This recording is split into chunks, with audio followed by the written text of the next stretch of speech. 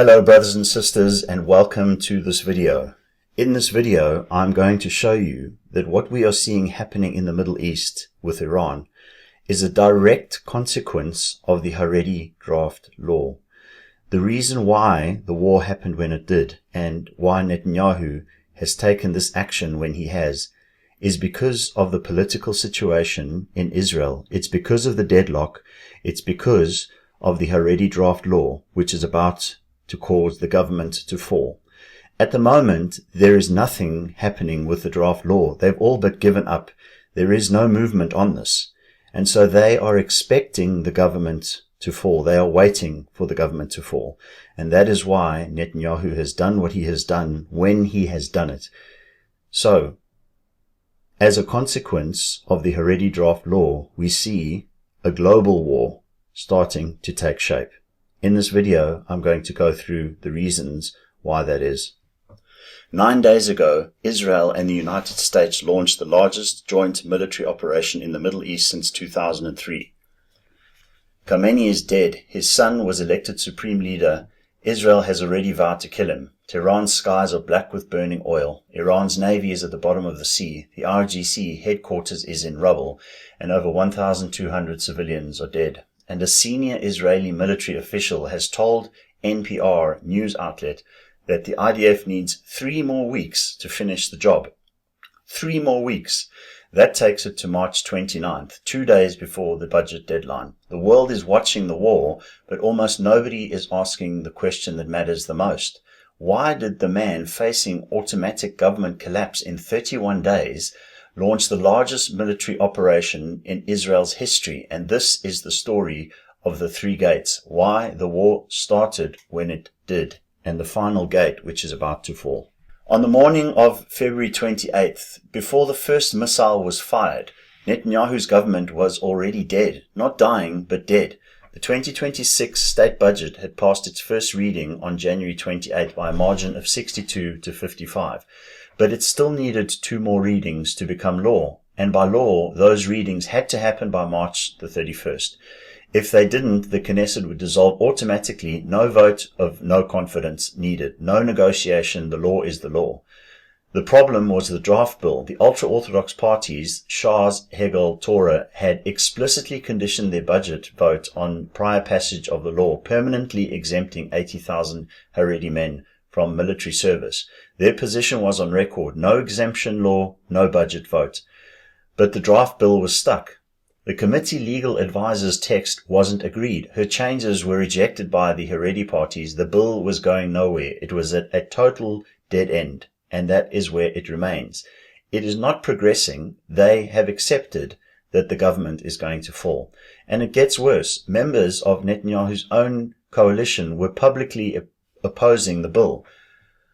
Aliyah Minister Ofer Sofer warned in a leaked recording that passing it would cause, and I quote, the collapse of the right in upcoming elections. So they could not progress down this path. And that's why we see a new path for this war, with this war in Iran. MKs from religious Zionism and Likud described the bill as full of loopholes. Channel 12 reported that Haredi lawmakers themselves privately conceded that the exemption bill would not pass. The main reason they joined the coalition was to get this law. If it wasn't coming, then they had no reason to stay.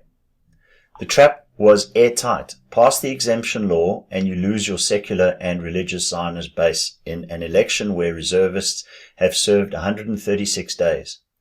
Don't pass it and Haredi parties won't vote for the budget, and the government dissolves automatically. The government wasn't dying, it was already dead. The structural bind had no exit. So what happens next tells you everything you need to know, because the political establishment didn't hide the calculus. They said it out loud. A Likud source has told the media that the Prime Minister would want to go to elections right after the military campaign in order to leverage the Iran war. The Minister of Science and Technology said publicly that elections would be brought forward to late June or July, and, quote, to allow the Netanyahu bloc to leverage the Iran war. And a Netanyahu insider explained that the narrative of a win over Iran will boost the Prime Minister's re-election chances and shift the narrative away from October the 7th. And then the Secretary of State, Marco Rubio, confirmed that the timing of the war had been, quote, dictated by Israel, which had decided to attack Iran on its own. And then Netanyahu himself says, after October the 7th, I decided to lead a polar shift, actions that dramatically alter the balance of power. Through calculated risk-taking, we have become a regional power. That is not a military briefing, that is an election speech delivered during a bombing campaign. This is what Netanyahu has recently said. The branding of the campaign within hours, the internal discussions about June 30th election date, and the open acknowledgement that the war would be leveraged for electoral advantage. This was not a subtext, it was text. The reason why we see this war is because of the political situation which is in Israel. Consider the contrast. Without the war, the budget fails on March the 31st. The government collapses over draft dodgers. Netanyahu enters the election as the prime minister who couldn't hold a coalition together. October the 7th dominates the campaign, and the Haredi exemption is the defining scandal. Then with the war, the budget still fails, but it doesn't matter. The government collapses into a wartime election, not a constitutional crisis. Netanyahu enters as the Churchill who killed Khomeini and broke Iran. October the 7th is reframed as the opening chapter of a broader regional transformation, and 81% of the Israeli public support the strikes. The war doesn't prevent the collapse, it transforms the meaning of the collapse. Instead of falling over an ability to resolve who serves in the military, the government falls during a war in which Netanyahu is perceived as a decisive wartime leader. The election that follows is fought entirely on different ground. But it goes deeper than the narrative. This is the part that most people haven't seen. If the war succeeds, if Iran is truly broken, it doesn't change the story, it dissolves the whole Haredi crisis itself. Think about why the Haredi exemption became politically lethal. It wasn't because of principle. Israelis have resented the exemption for decades. It became lethal because of October the 7th and the wars that followed. The IDF desperately needed manpower. Reservists were doing 136 days of duty, 800 soldiers dead, 5,000 wounded, and 80,000 Haredi men sitting exempt, while 150,000 reservists fought and died. That is not an abstract injustice, it is a wartime moral emergency. Now take away the threat. Break Iran, destroy its nuclear program, sink its navy, defang Hezbollah, dismantle the entire axis of resistance that has defined Israel's security environment for 40 years. What happens? The existential threat disappears. The IDF no longer needs 300,000 reservists. The manpower crisis eases. Reserve duty drops back to pre-October the 7th levels. And suddenly, the Haredi exemption goes back to being what it was for decades before October the 7th. An injustice that most Israelis resent but can live with, because it's not costing lives in real time. It returns to a slow-burning constitutional grievance, not a wartime moral emergency. So Netanyahu doesn't just solve the three gates problem, he demolishes the landscape they stand in completely. He doesn't answer the question who serves, he eliminates the conditions that made the question unanswerable. And here is the trifecta. A Netanyahu insider has quoted in the Times of Israel and laid out the full calculus that the war alone isn't enough. The June 2025 12-day war with Iran produced no long-lasting polling results. Something more is needed. Three things. First, a decisive victory in the Iran war. Kill Khomeini, destroy the nuclear program, sink the navy, dismantle the IRGC, and prove the thesis that Netanyahu has pursued for 40 years. Second is regime change. Donald Trump has said that he wants to be involved in choosing Khomeini's successor. Israel has warned that any new supreme leader would be, quote, an unequivocal target for elimination. The goal isn't just military degradation, it's political transformation of the Iranian state. And third is a Saudi normalization deal, which we may see just on the horizon, particularly if Iran continues to strike Saudi Arabia, pushing the Sauds closer to Israel. The insider's assessment was direct. Quote, I don't think Bibi feels Iran is enough. You need an additional sweetener. regime change in Iran combined with Saudi Arabia joining the Abraham Accords, quote, could be enough to be that game changer. And Iran, with the regime change and the Saudi deal, that's the trifecta, transformed the Middle East so fundamentally that the domestic crisis that was about to destroy Netanyahu becomes irrelevant. Now step back. Let's take a step all the way back and look at what we're actually saying.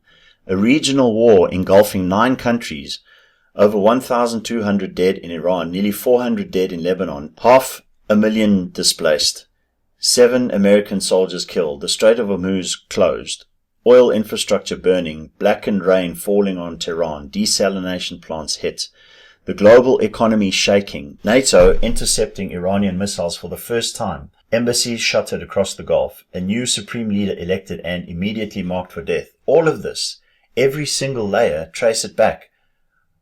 Why did the war start on February 28th? Because Netanyahu's government was about to collapse on March the 31st. Why was it about to collapse? Because the budget couldn't pass. Why couldn't the budget pass? Because the Haredi parties conditioned their votes on an exemption law. And why did they need an exemption law? Because 80,000 ultra-Orthodox men refused to serve in the military, and the High Court ruled that their blanket exemptions were illegal. That's it. That's the root. 80,000 men who believe Torah study exempts them from obligations from every other Israeli citizen bears. Their refusal created a constitutional crisis. The constitutional crisis created the political deadlock, and the political deadlock created a budget deadline that was about to destroy the government. Then the government, facing destruction, launched a war. The 5 elections, the 3 government collapses, the coalition fractures, the budget standoff, the war with Iran, the war in Lebanon, missiles over Jerusalem, burning oil depots in Tehran, 7 American soldiers killed in Kuwait, the Straits of Hormuz closed, the tanking markets that displaced 500,000, it all traces back to the Haredi draft law and 80,000 men who refused to serve in the military according to their beliefs in biblical commandment. This is not a commentary, this is the causal chain. You can follow it link by link from a yeshiva in Bnei Barak to the burning oil depot in Tehran, and every link holds. And so here we are, 23 days to the budget deadline, 25 days to Passover, and the IDF says it needs 3 more weeks. That lands on March the 29th. The probability of a government collapse on March the 31st is now over 90%. Again, they are not doing anything in the Knesset to advance this bill. There is no movement, there is no agreement, there is no negotiation. It is a complete deadlock.